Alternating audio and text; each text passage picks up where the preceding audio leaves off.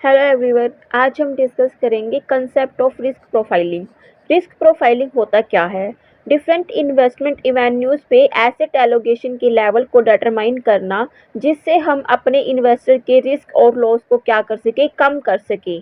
ये एक प्रोसेस है जिससे हम क्या करते हैं, हमारे इन्वेस्टर के पोटेंशियल रिस्क को कम करते हैं। रिस्क प्रोफाइलिंग डिफाइन करता है कि हमारे इन्वेस्टर का बिहेवियर क्या है, रिस्क अवर्जन बिहेवियर क्या है। अगर हमारा इन्वेस्टर पसंद नहीं करता रिस्क लेना, वो नहीं चाहता कि उसको कैपिटल लॉस हो, तो इसका मतलब क्या है कि हमारा इन्वेस्टर रिस्क अवर्स है। अगर हमारा इन्वेस्टर ये चाहता है कि वो हाई रिटर्न मिले उसे, तो वो क्या करेगा, कैपिटल लॉस को बियर करने के लिए भी रेडी हो जाता है। तो उस इन्वेस्टर को हम क्या कहते हैं, रिस्क सीकर कहते हैं, कि उनकी रिस्क टेकिंग या टॉलरेशन पावर क्या है, अच्छी है। तो रिस्क टेकिंग कैपेसिटी हम डिटरमाइन कर सकते हैं हमारी इंडिविजुअल के एसेट एंड लायबिलिटीज की रिपोर्ट के थ्रू। तो इसमें 3 केसेस बनते हैं कि अगर मेरी एसेट लायबिलिटी से ज़्यादा है तो मेरी रिस्क टेकिंग कैपेसिटी यहाँ पे क्या है, ज़्यादा है। अगर मेरी एसेट लायबिलिटी से कम है तो मेरी रिस्क टेकिंग कैपेसिटी क्या है, कम है। अगर मेरी एसेट लायबिलिटीज़ के इक्वल है तो इसका मतलब है कि मेरी रिस्क टेकिंग कैपेसिटी क्या है, मॉडरेट है। तो हर एक इंडिविजुअल की क्या होती है, रिस्क टेकिंग कैपेसिटी अलग अलग होती है। कुछ ऐसे होते हैं जो रिस्क लेना पसंद करते हैं, कुछ ऐसे होते हैं जो रिस्क लेना पसंद नहीं करते। जो रिस्क लेना पसंद करते हैं उनको रिस्क सीकर बोला जाता है, जो रिस्क लेना नहीं पसंद करते उनको रिस्क अवर्स बोला जाता है। तो इनको हम किसके बेसिस पे क्या करते हैं, नोटिस करते हैं, पोर्टफोलियो कंस्ट्रक्शन प्रोसेस के थ्रू। एक फाइनेंशियल एडवाइजर भी क्या करता है, अपने क्लाइंट का रिस्क प्रोफाइल को चेक करता है। उसके बाद ही उसको क्या किया जाता है, वो पोर्टफोलियो को डिज़ाइन करेगा अपने इन्वेस्टर के लिए, ताकि वो क्या कर सके, उनको ज़्यादा से ज़्यादा बेनिफिट प्रोवाइड कर सके और जो उनके रिस्क है उनको क्या कर सके, कम कर सके। तो ओवरऑल रिस्क प्रोफाइलिंग क्या है, एक प्रोसेस है जिससे हम क्या करते हैं, इवेलुएट करते हैं हमारे इन्वेस्टर की डिज़ायर को, विलिंग को, या उसकी रिस्क टेकिंग कैपेसिटी को। तो हम ये कह सकते हैं कि हर एक इंडिविजुअल की रिस्क टेकिंग कैपेसिटी को डिटरमाइन करना या इवेलुएट करना ही रिस्क प्रोफाइलिंग कहलाता है। नेक्स्ट आता है client data collection and analysis. Client के डाटा को एक इंडिविजुअल की लाइफ साइकिल और वेल्थ साइकिल के बेसिस पे एनालाइज किया जाता है। डाटा एनालाइज करने से पहले डाटा कलेक्शन करना बहुत ज़्यादा ज़रूरी है। क्लाइंट डाटा इसलिए कलेक्ट किया जाता है ताकि हम अपने क्लाइंट की प्रोफाइल के बारे में जान सकें। लाइफ साइकिल और वेल्थ साइकिल के बेसिस पे हम है ना डिफरेंट कैटेगरी में क्लासीफाई करते हैं। एक क्वेश्चनेयर कंसिस्ट करता है ओपन एंडेड क्वेश्चंस को, और एक इंटरवल क्लास स्केल क्या करता है, 5 कैटेगरीज में डिवाइड करता है। ओपन एंडेड क्वेश्चन इसलिए पूछे जाते हैं ताकि हम क्लाइंट की age, family structure, client income, family income और उसकी वेल्थ के बारे में जान सकें। और इंटरवल स्केल्स क्वेश्चन क्या करता है, 5 पॉइंट स्केल क्वेश्चंस पूछे जाते हैं जिससे हम ये जान सके कि क्लाइंट की रिस्क टेकिंग कैपेसिटी कैसी है। ठीक है, तो फर्स्ट आती है हमारी moderately risk aversion, risk neutral. Third आता है मॉडरेटियल रिस्क सीकर।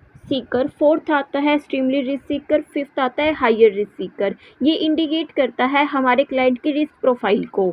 जो लोग हाई रिस्क प्रोफाइल स्कोर रखते हैं वे जनरली क्या करते हैं, स्टॉक मार्केट को प्रेफर करते हैं इन्वेस्टमेंट करने के लिए। जिन लोगों की रिस्क प्रोफाइल लो स्कोर होती है वो क्या करते हैं, डेट इंस्ट्रूमेंट को प्रेफर करते हैं। जिन लोगों की मॉडरेट रिस्क स्कोर होता है वो क्या करते हैं, वो इन्वेस्टमेंट करना पसंद करते हैं गोल्ड और रियल एस्टेट प्रॉपर्टीज़ में। तो एक अनदर मेथड रिस्क प्रोफाइलिंग का एक क्या है, क्वेश्चनेयर है जो क्लाइंट के लिए दिया जाता है ताकि हम उसकी रिस्क वोलेटिलिटी रेंज के बारे में क्या कर सके, जान सके। ठीक है, जो रिस्क वोलेटिलिटी रेंज है ये बेसिकली प्रॉक्सी होती है स्टॉक की हमारे क्लाइंट के बिहाफ पे। अगर हमारा क्लाइंट स्पेसिफिक वोलेटिलिटी रेंज को चूज़ कर लेता है, इसका मतलब क्या है कि वो पोटेंशियल रिस्क को बियर करना चाहता है। अगर फाइनेंशियल एडवाइज़र उससे पूछता है कि उसकी हाई रेंज है या नहीं है रिस्क टेकिंग की, अगर वो उसको एक्सेप्ट नहीं करता तो फाइनेंशियल एडवाइज़र क्या करता है, उसको अनदर वोलेटिलिटी रेंज प्रोवाइड करता है ताकि वो उसको क्या कर सके, चूज़ कर सके। तो ये मैथोलॉजी क्या है, सिमिलर है जो हमारी पहले वाली मैथोलॉजी मेथड के, जो ओनली क्या है, बस इसमें एक डिफरेंस है, वहाँ पे हम डिग्री ऑफ रिस्क को देखते हैं, यहाँ पे हम वोलेटिलिटी रेंज को देखते हैं। ये मेथड क्या करता है, जो डिग्री ऑफ रिस्क है वो क्लाइंट का शो किया जाता है ताकि वो क्या कर सके, चूज़ कर सके उसकी रिस्क प्रोफाइल को।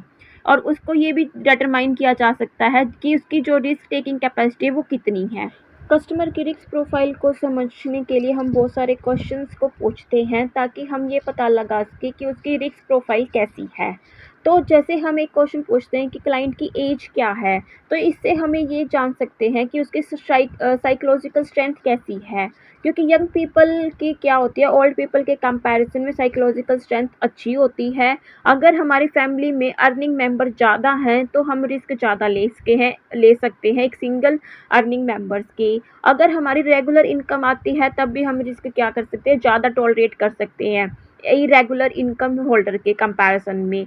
तो एक कस्टमर के डाटा प्रोफाइल को चेक करना हमारे लिए बहुत ज़्यादा ज़रूरी है ताकि हम क्या कर सकें, उस रिस्क प्रोफाइल के बेसिस पे इन्वेस्टमेंट को सिलेक्ट कर सकें।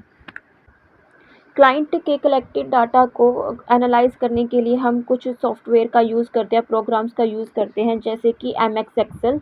और हम क्या करते हैं, जो हमारा क्लाइंट का कंप्लीट डाटा है उसको एनालाइज करने से पहले कुछ बेसिक इंफॉर्मेशन लेते हैं क्लाइंट की लाइफ साइकिल और उसकी वेल्थ साइकिल के बारे में। तो लाइफ साइकिल क्या है? लाइफ साइकिल क्लाइंट की ये है कि क्लाइंट की इंफॉर्मेशन कलेक्ट करना कि उसके लाइफ के बारे में, मतलब कि उसकी एज क्या है, मैरिटल स्टेटस क्या है, बच्चे कितने हैं, हस्बैंड वाइफ में डिफरेंस क्या है, रिटायरमेंट एज क्या है, एक्सपेक्टेंसीज क्या क्या है। तो एक फाइनेंशियल एडवाइज़र क्या है, अगर वो करेक्ट इंफॉर्मेशन कलेक्ट कर लेता है ना तो वो इजीली क्या कर सकता है, एस्टिमेट लगा सकता है। वो फाइनेंशियल प्लानिंग को डिज़ाइन करता है कस्टमर की लाइफ साइकिल के अकॉर्डिंग। ठीक है, अगर हमारा यंग और अनमैरिड क्लाइंट है तो वो क्या है, पूरी लाइफ में या फ्यूचर में अपने गोल्स को क्या कर सकता है, पूरा कर सकता है।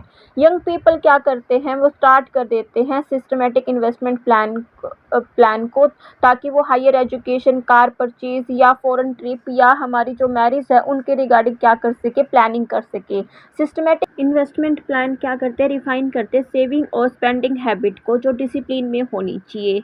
कि शादी के बाद एक यंग पीपल ये सोचता है कि हमें बच्चों की केयर करनी है, बच्चों की एजुकेशन के बारे में और अपनी जैसे कि कोई भी स्पोज है उनकी डिमांड को फुलफिल करना, और वो खुद का हाउस परचेज करने के लिए भी प्लानिंग करना स्टार्ट कर देते हैं। और फिर वो है ना, यंग एज होती रहती, आगे आगे एज बढ़ती रहती है, वैसे वैसे हमारे हेल्थ इश्यूज भी होने स्टार्ट हो जाते हैं। तो हम क्या करते हैं, अपनी लाइफ और हेल्थ इंश्योरेंस के रिगार्डिंग भी क्या करते हैं, प्लानिंग करते हैं। हर एक क्या करता है, कंसीडर करता है अपनी लाइफ साइकिल को, ताकि वो सेविंग और स्पेंडिंग कर सके। ठीक है, फाइनेंशियल एडवाइज़र भी क्या करता है कि एक सूटेबल एसेट या फंड्स एलोकेट करता है जिससे वो अपने ड्रीम्स को क्या कर सकता है, पूरा कर सकता है। नेक्स्ट आता है वेल्थ मैप। वेल्थ मैप में क्या है कि हमारी फाइनेंशियल सिचुएशन को 5 लेवल्स में डिवाइड किया गया है। फर्स्ट आता है स्ट्रगलिंग स्टेज। ये एक ऐसी स्टेज है जहाँ पे हम क्या अपने मंथली एक्सपेंसेस को भी मैनेज नहीं कर पाते और फेल हो जाते हैं। तो हम इसके लिए क्या करते हैं, हम अपने फ्रेंड्स से या कलीग से किसी से भी पैसा उधार ले लेते हैं। नेक्स्ट आता है स्टडी स्टेज। ये ऐसी स्टेज है जहाँ पे हमारे पास सफिशिएंट मनी होती है कि हम अपने मंथली एक्सपेंसेस को क्या कर सकते हैं, पे कर सकते हैं। ठीक है, नेक्स्ट आता है सॉलिड स्टेज। ये ऐसी स्टेज है जहाँ पे हमारे पास मंथली बिल के पास भी क्या है, पैसा बच जाता है जिससे हम क्या है, वैकेशन पे जा सकते हैं और हम क्या कर सकते हैं, कुछ मनी को सोशल वेलफेयर ऑर्गेनाइजेशन में डोनेट भी कर सकते हैं। नेक्स्ट आता है सरप्लस स्टेज। जैसे कि नाम सजेस्ट करता है, सरप्लस मनी हमारे पास क्या है, मंथली में बच जाती है। तो इसको हम क्या करते हैं, मेंटेन करने के लिए अपनी सरप्लस मनी को इन्वेस्टमेंट कर देते हैं। ठीक है, या फिर हम मनी की मतलब हम इन्वेस्टमेंट कर देते हैं जिससे हमें क्या रिटर्न मिलती है। नेक्स्ट आता है सर्विस स्टेज। सर्विस स्टेज वो होती हैं जहाँ पे हमारे पास इतना पैसा होता है कि हम ये सोच भी नहीं सकते कि हम कहाँ इन्वेस्ट करें या कहाँ इसका यूटिलाइज़ करें। तो हम टैक्स से बचने के लिए क्या है, जो एजुकेशन है उसको प्रमोट करते हैं या गवर्नमेंट में या हम किसी भी डोनेशन फंड में क्या करते हैं, डोनेट कर देते हैं।